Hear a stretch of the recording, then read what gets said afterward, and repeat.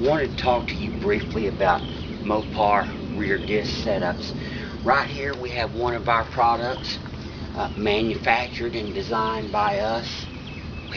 We here at the Ram Man, we're real big on providing 100% complete parts. I joke with people and tell them, if you're looking for a part, you've lost it, because we shipped it.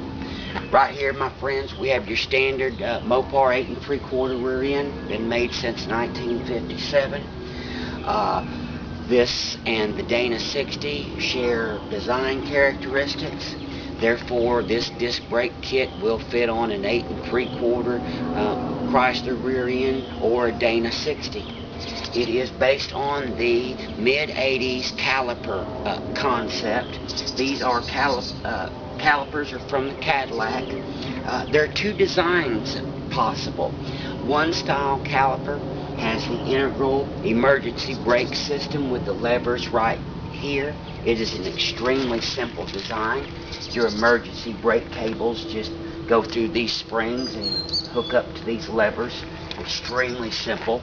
Some people don't want to run emergency brakes for some reason or the other. Racers, resto mods. This unit is available without the emergency brake capability.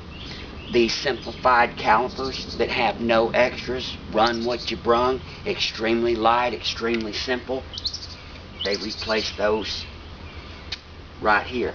It is a 3-plate design, extremely simple. The first plate is just a spacer plate. Takes up the space for the removed drum brake backing plate that was right here that you took off. Spacer plate. An intermediate plate which holds the actual caliper plate. This big thick unit right here. So 3-plate design. You unbolt the axles, pull them out, change the gaskets, slide them back in, put this spacer plate, bolt these up, voila, the caliper's bolted up in a jiffy. Short amount of time. You need gaskets to replace this stuff. We've got the 4 gaskets, the 2 thin metal gaskets that go on each end of the axle, the 2 foam gaskets exactly as it came. As you can see right here, the brake lines are very simple. It comes with these rubber flexible lines. It also comes with these line bracket holders right here. The kit also comes with 2 stainless steel hose clamps to hold these brackets. Of course, this is a temporary measure, and you'll tack weld these eventually when you get to it. Like my car, it's been about 4 months. Haven't done it yet. So, the most technical thing out of the whole process is we need to cut the 2 original brake lines right there. We need to flare 2 new tube fittings on to screw into our brake lines. We can use a simple flare tool kit, $14 from the auto parts store, or I'm sure there's a line place that can fix your lines. This design uses 11-inch rotors. Now we'll get to Mopar specific.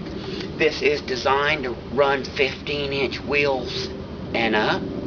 It will run factory Magnum and 500 wheels. We also are the only manufacturers on the planet that offer this in a 14-inch wheel kit. Yes, we offer this in a 14-inch to fit a 14-inch wheel. Some of our older Mopars, my Super B, with 14-inch wheels, and I want to run disc brakes. Once again, it is the only one that I know of on the planet. It uses a very special caliper bracket plate, which moves everything in, and uses a 10.5-inch rotor instead of an 11-inch rotor. So once again, the Mopar 8 3/4 and the Dana 60. We also manufacture a kit for the very rare 8 3/4 for the A body.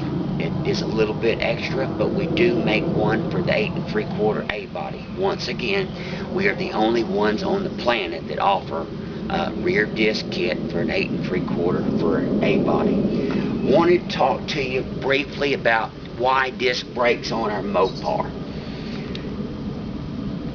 The basic facts: 90% of the folks out there really don't need disc brakes. It's not going to increase your stopping distance all that much, but it does exert a different feel, which we've grown to love from our modern cars with four-wheel disc brakes.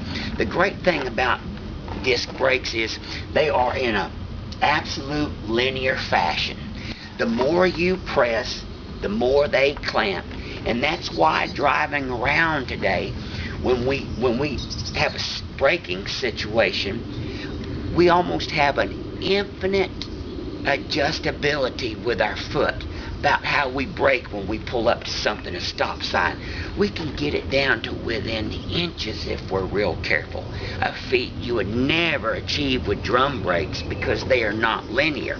In the beginning they are linear, and then they self-energize and lock down. And what I mean by self-energize, it's talked about in old technical rulings, but most people don't know about it today. This front is your primary shoe, this rear is the secondary shoe, and here is the adjuster. As the drum is turning and we apply the brakes, this pad starts catching the drum, and as the drum is turning, it is pulling this front primary shoe down, which exerts a force on this adjuster, which pushes this secondary rear shoe locked down against the drum. And that's why on drum brake cars, the primary shoe only does about 30% of the braking, and the secondary shoe does about 70%. And oftentimes with drum brakes, we see that all or none effect. We're applying the drum brakes, and then all of a sudden, boom, they lock up. We used to call it throw you through the windshield. That's what drum brakes do, because of the self-energizing and the wedge effect. At a point, it's almost like sticking a wedge in a couple of turning gears. It just locks them down. That's the advantage of disc brakes, is that infinite capability. You just feel better.